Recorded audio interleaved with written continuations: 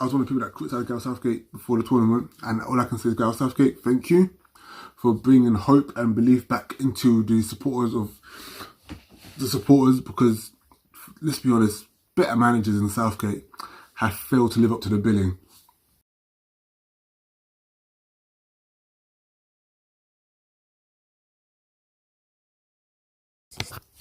What's going on, people? Samson here. Welcome back to my YouTube channel, British Over TV, and that's it. Finito. Game's over. Probably shouldn't say finito. I'm not Italian. But yes, the game's over. Euro 2020 is finally over. What a month. What a tournament of football. Some great, exciting moments.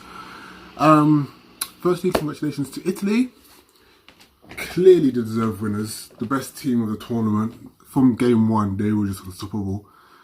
The way they brushed aside Turkey, and I can't believe people had them written off. Well, obviously rightfully so. They didn't even qualify for the World Cup 3 years ago. But what Mancini has done with this Italian side is incredible. I just hope Gareth Southgate and the boys can learn something or two from them and pick themselves up for the Qatar World Cup. Hopefully, when England qualify for that.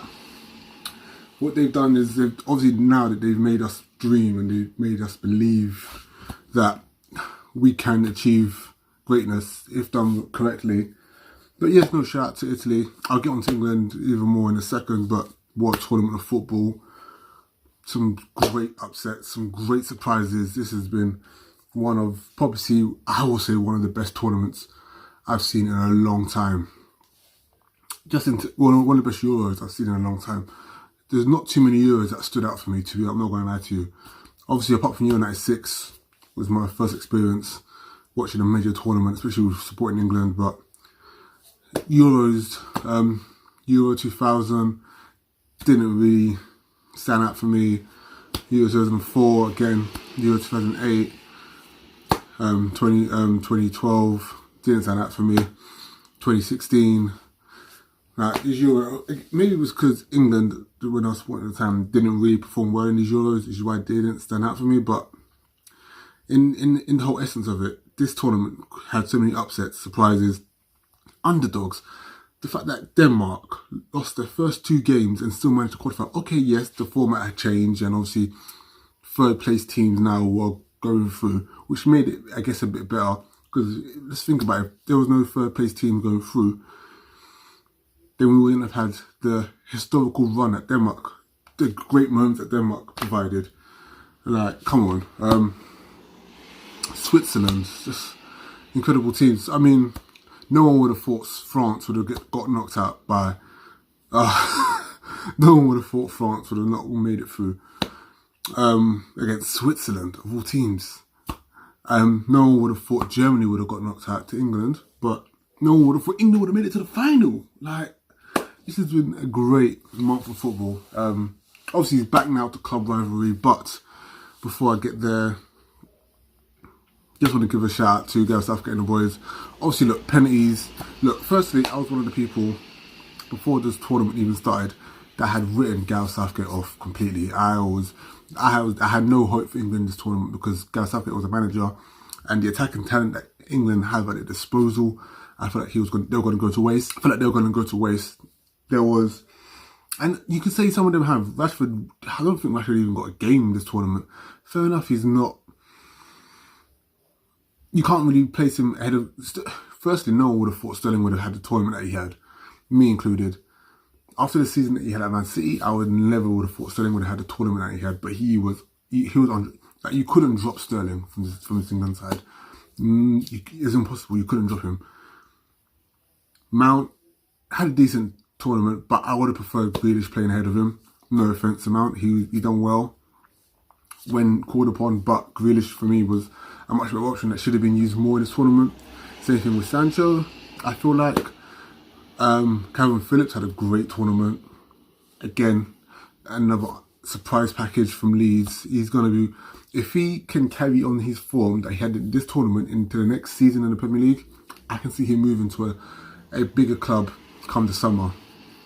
Whether that be an Arsenal, because obviously Arsenal, well, they got Thomas Partey, but anyway, I can see him moving to an Arsenal, maybe even a Spurs, probably even, I don't know, I can see him moving to a bigger side. other than if Leeds don't finish in the top 10 or 8 this season that's coming up, I can see Kevin Phillips, if he carries on, I can see him moving to a bigger club. Same thing with Declan Rice. I don't expect him to be at West Ham for much longer. Just performed great this tournament. Pickford, I mean, the whole England, you can go for the whole England side. All performed well. Didn't like the fact that Southgate used the back five for certain games. Felt like he was being too cautious, especially in the final. Way too cautious. It worked for the first 45 minutes, but once Italy got the foothold in the game and they changed it, things should have changed, but it didn't change. But anyway, I was one of the people that criticised Gareth Southgate before the tournament, and all I can say is, Gareth Southgate, thank you for bringing hope and belief back into the supporters, because let's be honest, better managers than Southgate have failed to live up to the billing.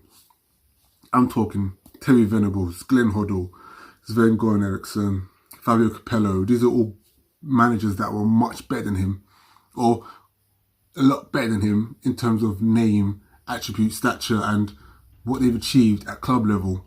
They're all far superior than Gareth Southgate in terms of managerial experience, but they all failed to achieve a final when they were managing England. Fabio Capello's a fucking Champions League winner, and he couldn't even get the England side to a fucking final. Steve McClaren, who was the number 2 at United during the glory years, couldn't even get England to qualify for a major tournament, let alone get them to a final. So, and you got Gareth Southgate, who managed fucking Middlesbrough into a relegation battle, and they got them relegated. But he's taking the England managerial job, and I think it's the fact that there was no expectation, no pressure when he took over during the Russia World Cup. I think that helped him a lot.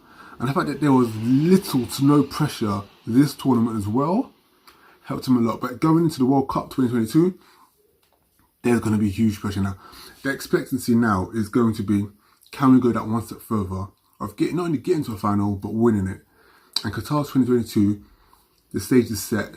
The talent that England have right now, Bellingham, Sancho, Rashford, Grealish, these guys are all going to get better. They're all going to be hungrier now. They're all going to be wanting to take that next step to get over that finish line.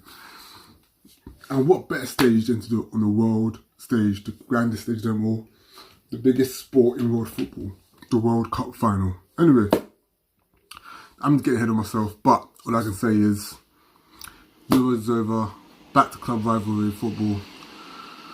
Can't wait. Premier League season starts in 6 weeks. Liverpool. Some more signings and then we're going to be up there challenging. But anyway, look guys, thank you for watching, thank you for viewing, thank you for subscribing. Don't forget to share the video, keep sharing, keep subscribing, keep pumping the videos, and leave a comment. And yes, keep hitting that like button. And I will continue to get some more videos up to you as soon as possible, especially now that the Premier League season is upon us. Can't wait. More Liverpool content, more football content. Anyway, I'm out. Peace.